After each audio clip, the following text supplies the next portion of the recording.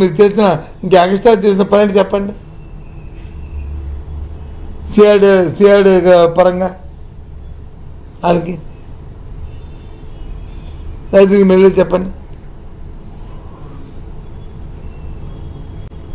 దోపిడీ తప్ప ఇది తప్ప అది రాయండి. ఇగో ఈరోజు ఇవ్విచ్చాం, ఈరోజు దీనివల్ల ఈ రైతుకి మేలు జరిగింది, ఈ రైతు దీనివల్ల ఈ ప్రజలకు మేలు జరిగింది, అప్పుడు ఓ అంటారు.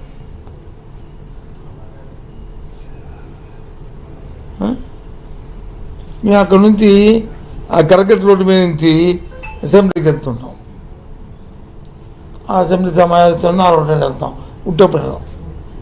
అంతకుముందు ఒకసారి నేను ఇక్కడ ఏముందో శ్మశానం అంటే నా మీద పెద్ద ధ్వజమెత్తారు, అన్నారు శ్మశానం. నేను వెళ్తున్నానులే, అది వెళ్తుండగా దారిలో అది ఉంది, అందరూ ఏం చూస్తారే అన్నా. పోనీ అదేం మార్చారు ఇప్పుడు చెప్పండి. లేకపోతే రేపు వెళ్తారు, రేపు నాకు చూపెడతాను మార్చారా? పోనీ దాన్ని గోడ కట్టారా? అది కనిపించకంటే కొంచెం చెప్పండి అంటే అతన్ని మరి తీసుకెళ్తాను, చూపెడతాను.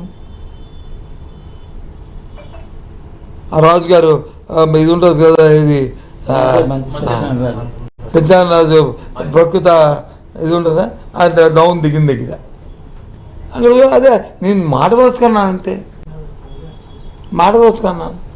పోనీ మార్చారు, పోనీ అనేదాన్ని ఇప్పటికే ఎలాగో ఉంది. ఎన్ని సంవత్సరాలు అయింది? ఇప్పటికి 7 సంవత్సరాలు అయిపోయింది ప్రభుత్వం వచ్చి. ఇప్పుడు ఎవరు అడ్డారా? ఎవరైనా అరచేతి పెట్టుకో అమ్మమ్మ అని చేసి పట్టుకున్నారా? ఏం చేసేది చెప్పండి.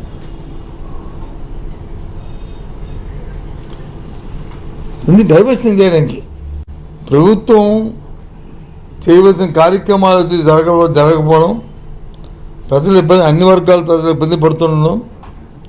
ఈ నేపథ్యంలో అవి బయటికి పడకుండా వాటిని మసిపూసి మాటలుగా చేసి ఏదో ఒకటి పెట్టి అది చేయడానికి పోనీ అది చేశానే పోనీకో ఈ పెట్టాము పార్లమెంట్ ఎందుకు? రేపు 15-16 ఏదో మళ్ళీ పార్లమెంట్ ఉంది, ఏది సీట్లు పెంచుతారని చెప్పని అని అంటే కూటమి ప్రభుత్వం కదా, మరి ఎన్డీఏ ప్రభుత్వం కదా, మరి పెట్టండి రేపు స్పెషల్ స్టాటస్ ఇది దీంతో పాటు అమరావతితో పాటు బ్రహ్మాండంగా. అప్పుడు చంద్రబాబు నాయుడు అంటారు. ఎందుకు ఇది పెట్టిన తీర్మానం ఏంటి లాభం? ఏంటి ప్రజలకి ఏ లాభం? అక్కడ రైతుకి పాపం అమాయకులాలు వాళ్ళని మభ్యపెట్టి మోసం చేయడానికి ఇది తప్ప వాళ్ళకి లాభం లేదు. మన యువతల పక్క అవుట్ ఆఫ్ ద అమరావతిలో నివసిస్తున్న మనకి లాభం లేదు. ఆ స్పెషల్ టెస్ట్ వస్తే, ప్రత్యేక హోదా వస్తే వాళ్ళకి లాభం, మనకి లాభం, అందరికీ లాభం. బాగా చేయించారా అని చెప్పడానికి ఏ రాకేష్ గారు అడగండి. ఏమదే అడుగు, మేము అడిగించి లేకపోతే ఇది మంచి కార్యక్రమం ఆ ఎమ్మెల్యేగా సెట్ అయిపోయింది. వాళ్ళ ఎండి అలాగే కిరణాలకి అడగడు, ఎందుకంటే ఆయన అక్కడ కాంట్రాక్టర్ ఇండైరెక్ట్గా అందుకు కానీ నిజాలు దయచేసి అవసరానికి తగ్గట్టు అన్నం తప్పు కాదు, సర్వైవ్ అవ్వాలి, కానీ దానికి ఒకటి ఎన్నో సమస్యలు. ఇప్పుడు జగన్మోహన్ రెడ్డి గారిని తప్పేటి చెప్పండి పని. ఆయన ఏమైనా అమరావతి వద్దు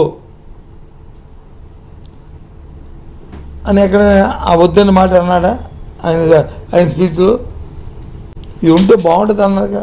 ఆల్రెడీ చెప్పమా, ఓ సినిమాకి వెళ్తాం,